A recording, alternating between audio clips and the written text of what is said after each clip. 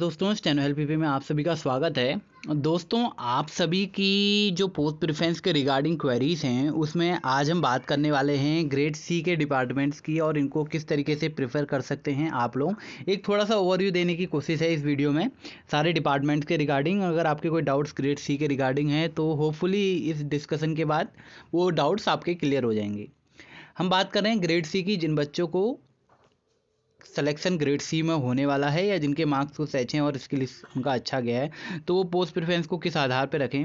देखिए इसमें आपको ग्रेड सी में भी दो तरीके की कैटेगरीज देखने को मिल रही हैं, एक 4600 ग्रेड पे की एंड एक 4200 ग्रेड पे की।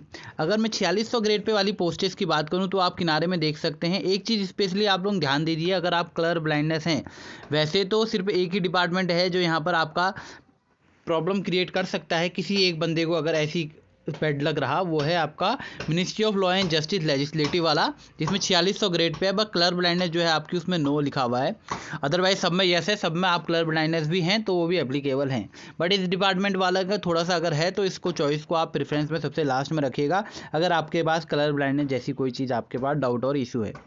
हम बात करें 4600 ग्रेड पे की तो 4600 ग्रेड पे की हमारे पास दो तीन पोस्टें हैं। कैट में सबसे पहली जो हमारी पोस्ट कैट की 4600 ग्रेड पे की है, देन आपकी मिनिस्ट्री ऑफ डिफेंस की भी 4600 ग्रेड पे की है, then ministry of external affairs की, देन आपकी ministry of law and justice, then आपका मिनिस्ट्री ऑफ पार्लियामेंट्री अफेयर्स, उसमें एक पोस्ट 4600 ग्रेड पे की है। तो कुल मिला के इतनी 1 2 3 4 5 डिपार्टमेंट आपके 4600 ग्रेड पे के हैं, देन 6 डिपार्टमेंट आपके 4200 ग्रेड पे के हैं।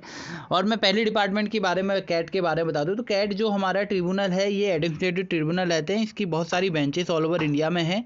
मोस्ट प्रोबेबली हेडक्वार्टर्स में भी इसकी पोस्टें रहेंगी, दैट्स मीन न्यू दिल्ली में भी इसकी पोस्टें रहने वाली हैं। बट चांसेस आपके अदर रीजन्स में भी जाने की पूरी पॉसिबिलिटीज़ हैं, तो इसे नकारा नहीं जा सकता कि आपके ट्रांसफ़र ऑल ओवर इंडिया में इसका है।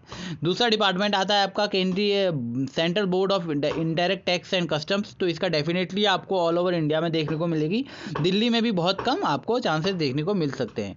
तीसरा डिपार्टमेंट है department of agriculture corporation and farmers welfare. देखिए इसकी हो सकता है स्पेसिफिक पोस्ट, क्योंकि ये स्पेसिफिक पोस्ट एक ही नंबर की पोस्ट है, क्या पता इन्होंने अपने सब ऑफिसर्स के लिए या आपको पोस्ट मंगाई है या अपने डिपार्टमेंट के लिए प्रॉपर मंगाई है, ये कुछ नहीं कह सकते हैं क्योंकि आरटीआई से भी इन्होंने क्लियर इसको नहीं करा।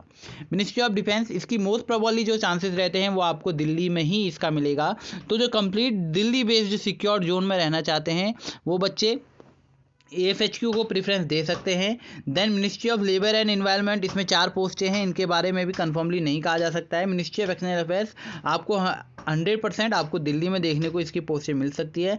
Ministry of law and justice ये भी आपको दिल्ली में ही देखने को मिलेगी। मिनिस्ट्री ऑफ पार्लियामेंट अफेयर्स ये भी आपको दिल्ली में मिलेगा।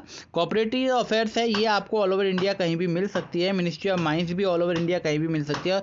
मिनिस्ट्री ऑफ टेक्सटाइल का भी कोई यहाँ पर क्लियर नहीं है।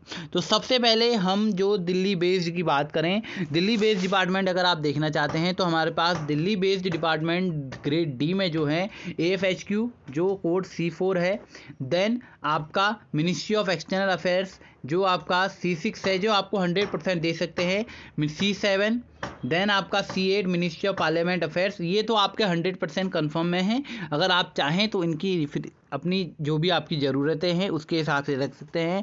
अगर आप होम पोस्टिंग चाहते हैं तो आप CBIC जो इनकी वैकेंसी है, क्योंकि अपडेटेड वैकेंसीज है, RTI का रिप्लाई हमारे सबके पास पुराना है, नया मोस्ट प्रोबेबली मेरे ख्याल से किसी के पास नहीं है, तो थोड़ा सा यहाँ पर रिस्क ऑफ फैक्टर है। हो भी सकता है कि वैकेंसीज बड़ी हैं तो उसके आधार पर आपके जोन में वैकेंसीज हो, और हो भी सकता है ना हो, क्योंकि क्लियर हमारे पास डाटा अभी RTI से अपडेटेड कुछ नहीं है, जो है वो पुराना है जिसमें वैकेंसीज इससे कम थी। इस बार वैकेंसी 149 यहाँ पर दिखा रहा है, ये पुरानी वैकेंसीज के आधार पे RTI का रिप्लाई हम पे है, बट नई वैकेंसीज के आधार पे नहीं है, तो नहीं कह सकते कि CBIC में किस जोन में कितनी वैकेंसीज हैं।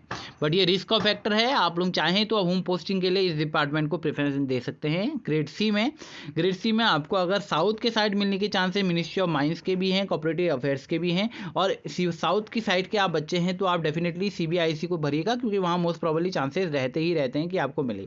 कैट भी आपका इंग्लिश स्टेनोग्राफर जरूर है, बट आपको इसमें ऑल ओवर इंडिया देखने को मिल सकती है, तो ये भी आपकी होम पोस्टिंग आपको दिला सकता है। बट लक है अगर वहाँ वैकेंसीज हैं या नहीं है, इस बारे में कह नहीं सकते कि कहाँ कितनी वैकेंसी है, क्योंकि कैट ने भी डिस्क्लोज अपनी वैकेंसीज को नहीं किया हुआ है। तो जो दिल्ली बेस्ड हैं प्योर, उनके लिए मैंने बता दिया है।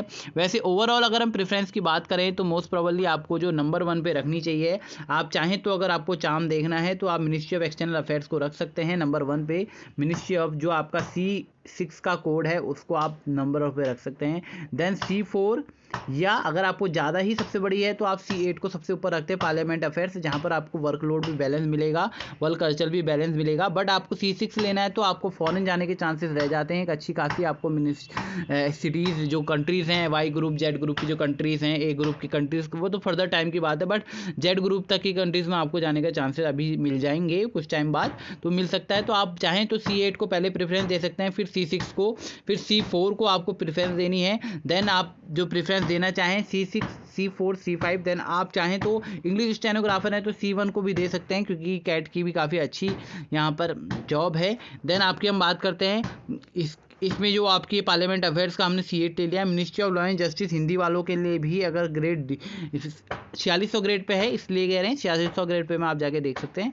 इसके आधार पे आप पूरी अपनी प्रेफरेंस को सेटअप कर सकते हैं। C2 आप रख सकते हैं, C3 आप भी देन रख सकते हैं, उसके बाद आप C5 लेबर एम्प्लॉयमेंट में भी जाके देख सकते हैं। तो इस तरीके से आप अपनी प्रेफरेंस को सेटअप कर सकते हैं अपनी ज़रूरतों के हिसाब से। मैंने आपको बोला है, बता दिया है कि कहाँ कहाँ पॉसिबिलिटीज़ हैं, कहाँ कहाँ सारी चीज़ें हैं। होपफुली आपके ग्रेड C के रिगार्डिंग डाउट क्लियर हो गए होंगे। ग्रेड D में भी हम बात करेंगे कि किस तरीके से ग्रेड D में सारे आपको डाउट्स को रखना चाहिए, और इंडिविजुअल डिपार्टमेंट की क्या कट ऑफ जा सकती है ये भी मैं आपको बताऊंगा। आप चैनल के लिए हमने एक नया ग्रुप बनाया है पोस्ट प्रेफरेंस का, आप उसे ज्वाइन कर सकते हैं, डिस्क्रिप्शन में उसकी लिंक रहेगी, उसको जाके आप वहाँ से ज्वाइन कर सकते हैं। इंस्टाग्राम पेज हमारे स्टेनो हेल्प PP में भी मैं आपको अपडेट देते रहूँगा, क्योंकि कुछ अपडेट मैं वहाँ देते रहता हूँ रेगुलरली, तो वहाँ जाके भी आप देख सकते हैं जो वैकेंसीज के रिप्लाई हैं। तो स्टेनोग्राफर की जो स्टेनो हेल्प PP के नाम से ही आपको इंस्टाग्राम पे भी मिल जाएगा, आप वहाँ पर जाके इसको फॉलो कर सकते हैं। स्टेनो हेल्प PP के नाम से ही आपको इंस्टाग्राम मिल जाएगा। थैंक यू सो मच, मिलेंगे एक नई वीडियो में, तब तक के लिए चैनल से जुड़े रहिएगा।